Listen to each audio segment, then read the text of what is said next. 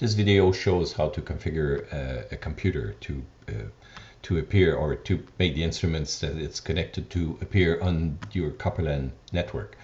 So I'm into the Copperlan manager and I'm looking at the overview tab and I see the computers on this network.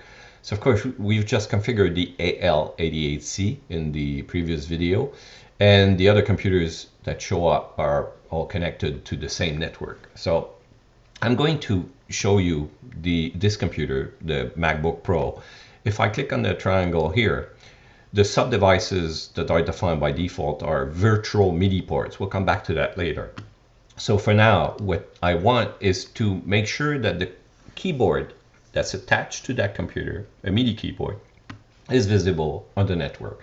So I go in the Edit tab here at the top left, and I click on the MacBook Pro tab here, and you see these three settings here. So the first one is the general MIDI setting for that computer. This is where you define the number of virtual MIDI ports that you see in the overview screen. So by default, and the minimum number is 4, and it can go up to 32. And in my test setup, I'll just use the default, which is 4.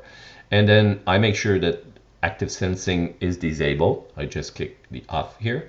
Now I have to see and to attach the keyboard to the network. So this is done here in that tab here that's called MIDI to CP interface. It really, what it means is MIDI to Copperlan interface. So if you click here, you should see all the MIDI ports or the MIDI equipment that's connected to your computer. So in my case, there's the standard network one. There's the Octacapture, which is my sound mixer. That also has a MIDI port. My Ableton Push is connected to. And then I have my MPK261. This is my Akai keyboard. And it has 4 MIDI ports. The first one is the one that is actually used to send and receive standard MIDI traffic. So what I do, I go to the right and I click on.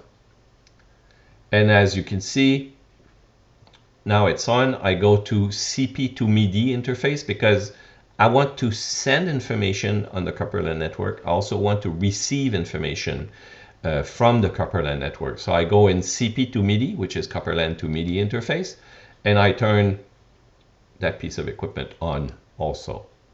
Now what you see is that this shows up as a port on that computer.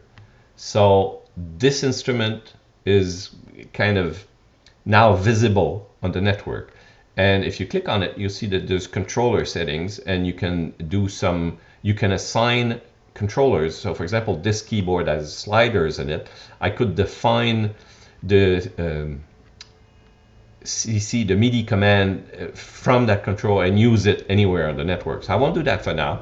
I'll just use it as a standard device.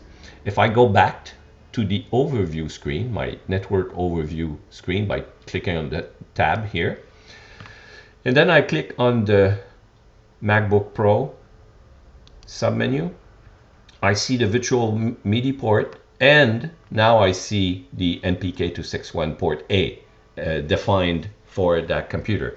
So now any device on this network sees the MPK261 and can receive or send information to it. And that's it for adding an instrument to the network.